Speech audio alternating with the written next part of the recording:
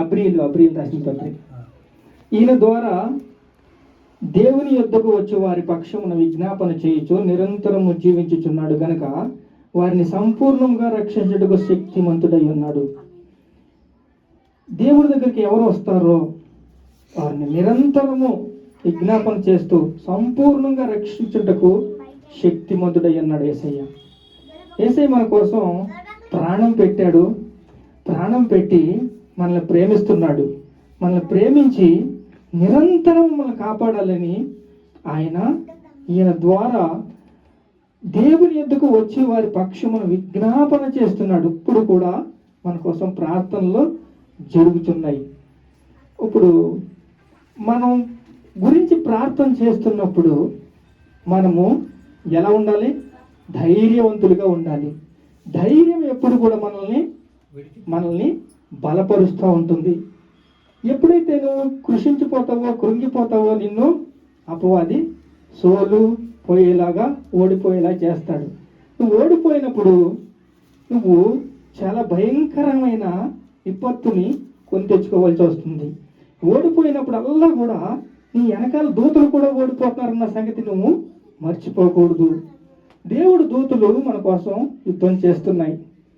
దేవుడు దూతలు మన కోసం యుద్ధం చేస్తున్నాయి. మేము పోరాడుచున్నది ఆకాశ దురాత్మ సమూహములతోనూ, లోకనాథంతోనూ, ప్రధానులతోనూ, అధికారులతోనూ అని దేవుడు చెప్తున్న మాట. ఇప్పుడు యాకోబు రాసిన పత్రిక 4:7 అయితే దేవుడికి లోబడి ఉండండి, అపవాదిని ఎదిరించండి. దేవుడికి లోబడి ఉంటేనే అపవాదిని ఎదిరిస్తారు. అపవాదిని ఎదిరించండి అని చెప్తున్నారు. ఎందుకంటే మన కోసం యేసయ్య నిరంతరం విజ్ఞాపన చేస్తున్నప్పుడు కొన్ని ఆటంకాలు తీసుకొస్తాడు, కొన్ని అడ్డంకులు తీసుకొస్తాడు, కొన్ని జ్వరాలు, కొన్ని రోగాలు, కొన్ని విపత్తు మా మీదకి తీసుకొస్తాడు. అది మన మీదకి రాదు, కానీ వచ్చేలాగా ఎన్నో ఆటంకాలు, ఎన్నో అడ్డంకులు, ఎన్నో చిక్కులు, ఎన్నో బాధలు తీసుకొస్తూ ఉంటాడు. ఇది మనకి దానియేలు గ్రంథం 10వ అధ్యాయంలో మనకి పూర్తిగా వివరిస్తున్నా. దూతలేమో మన కోసం యుద్ధం చేస్తున్నారు. మన కోసం యుద్ధం చేస్తూ వాళ్ళు నిలబడి ఉండాలి అంటే మనము ఎప్పుడు కూడా ప్రార్థనలో ఉండాలి. మనం ప్రార్థనలో ఉండేటప్పుడు జరిగేది ఏమిటంటే మనం జయిస్తాం. దేవుడికి లోబడి ఉంటే అప్పుడు అపవాదిని జయిస్తాం. దేవుడికి లోబడి ఉండండి, అప్పుడు మీరు అపవాదిని ఎదిరేస్తారు. అప్పుడు దేవుడి దగ్గరికి మీరు వస్తే దేవుడు మీ దగ్గరికి వస్తాడు. దేవుడి దగ్గరికి మనం వచ్చినట్లయితే దేవుడు మన దగ్గరికి వస్తాడు. చూడండి, దానియేలు, నీవు బహు ప్రియుడు గనక నేను నీ యొద్దకు పంపబడి తిని, నీవు లేచి నిలబడి నాతో చెప్పిన మాటలు తెలుసుకున్నాను. ఇప్పుడు ఏంటి? బహు ప్రియుడు దానియేలు, నువ్వు బహు ప్రియుడు అని దేవుడు వాక్యం చెప్తుంది. దానియేలు ఎప్పుడైతే దానియేలు దగ్గర ప్రార్థనకి పూనుకున్నాడు, 21 రోజు యుద్ధానికి పారసీక రాజు వచ్చేసాడు. అంటే అతను కూడా అపవాది ఎలా తీసుకొచ్చాడంటే భూమి మీదకి పారసీక రాజులాగా తీసుకొచ్చాడు. ఎలా తీసుకొచ్చాడంటే ఒక పదార్థంగా తీసుకొచ్చాడు. మన దగ్గరికి ఎవరికైనా వచ్చినా యుద్ధానికి ఎలా వస్తారంటే పదార్థంగా వస్తారు, ఏదో ఒక రూపంలో వస్తారు. అపవాది అలాగా సెట్ చేస్తాడు. అలా సెట్ చేసి మనకి భయము పుట్టిస్తాడు. ఇలాగా పారసీక రాజు 21 రోజు అడ్డుకున్నాడంట. ఎవరిని? దానియేలుని ప్రార్థన చేయడానికి.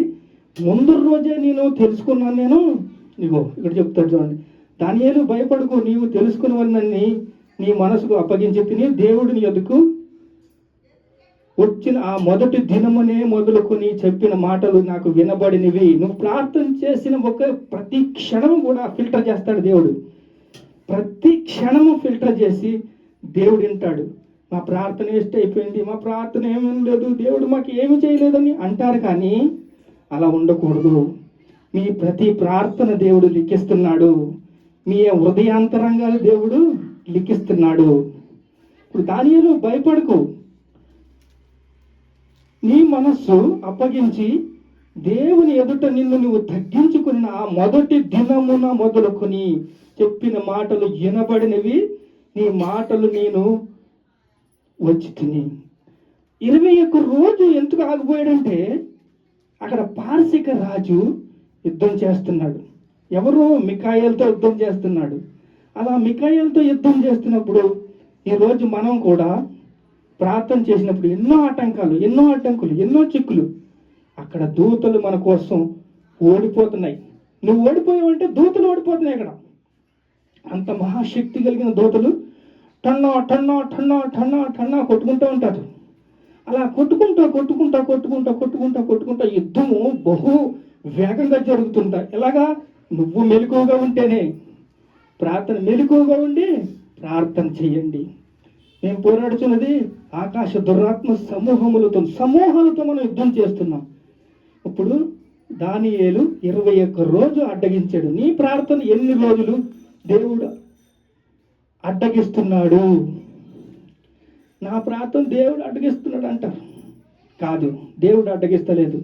అపవాది దానికోసం సమూహము పెట్టాడు. అక్కడ అపవాది ఎప్పుడైతే సమూహం పెట్టి నీ ప్రతి ప్రార్థనకి అడ్డుకుంటున్నాడో నీ యొక్క విశ్వాస కొలత పెరుగుతున్నది. నీ విశ్వాస కొలత ఒక రోజులా ఉండదు. ఒకరోజు అడుగు బొడుగు, అడుగు బొడుగు, అడుగు బొడుగు. అమ్మ సుజాతమ్మ మొన్న చెప్పింది ప్రేయర్ రిక్వెస్ట్. అన్నా నేను డ్యూటీకి వెళ్ళాలన్నా, నా గురించి ప్రార్థన చేయన్నా, హాజరు చేయించుకుని వస్తానన్నా. అక్కడికి వెళ్ళి అంటే ప్రార్థన చేస్తున్నాం. కానీ ఇది వదిలేసాడు, తర్వాత ఇంకో దాంట్లో పట్టుకున్నాడు. అలాగా మనము ప్రతి స్టెప్ బై ఏం చేస్తాడంటే దాన్ని ఏం మాట్లాడు, దాన్ని అసలు దాని జోలికి రాడు, ఉసిరికి రాడు, ఇంకోటి తీసుకుంటాడు. మన జీవితంలో ప్రతి ఒక్కటి ఫిల్టర్ చేసినట్లయితే అక్కడ పారసిక రాజుని పెట్టి దానియేలు ఏం అడిగాడో ఇక్కడ రాసి లేదు. కానీ మనం ఏం అడుగుతున్నామో ఈరోజు దేవుడు లెక్కెళ్తున్నాడు. మీ విశ్వాసం ఎంత? మీ విశ్వాస పరిమాణం ఎంత? మీరు ఎంత విశ్వాసంగా నడుపుతున్నారు?